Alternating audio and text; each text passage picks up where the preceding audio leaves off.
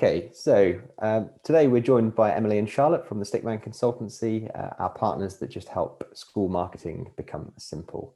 Just really wanted to talk to you about a few things around admissions in particular and school marketing and how schools have coped during the pandemic. So, I mean, Emily, from your perspective, how have schools coped over the last 12 months in terms of their admissions and their general marketing?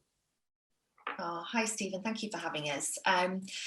How have schools coped? Well, it's been a journey, that's for sure. And schools have done absolutely brilliantly.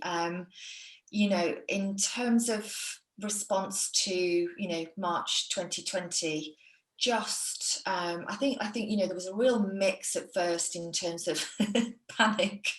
What do we do here?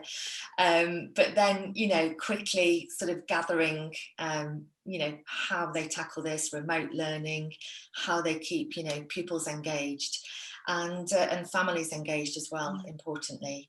So I think the initial reaction, once we realised, this is here to stay, then it was schools kind of jumping on, getting their absolutely their remote learning provision sorted.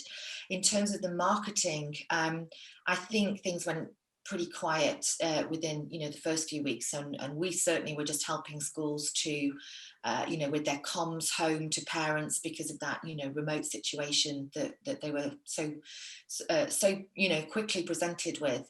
And but then quickly, we started to see a real move in the digital space in terms of marketing. We started seeing virtual open days happen, and I think that is now, I think I'm confident in saying that most schools, whatever size you are, whatever stage you're at with your marketing, I think most schools will have now run at least one virtual open day in the last 12 months. And, they're just kind of the norm now. And how quickly has that happened? It's less than a year ago.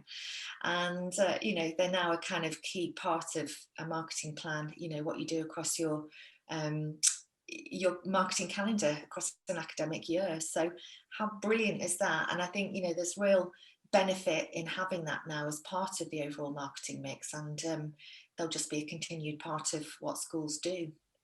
And I think just to add to that, I'd say, as Emily said, the response in the beginning was very much reactive, but we very quickly saw then schools trying to be more proactive and sort of future-proof what they were doing, and have been sort of catapulted on, a few years ahead of where they would have been normally in terms of how they view marketing and the importance that they put on it. So we have often seen schools sort of think, well, marketing's a bit of a nice to have. We don't really need to make it such a priority. Whereas now that's totally been flipped on its head. And for the independent sector in particularly, it's very much at the forefront of their thinking because they need it now more than ever in terms of survival, with all the different economic pressures, financial pressures on parents. More that now than ever, they need to be relying more heavily on their marketing function and really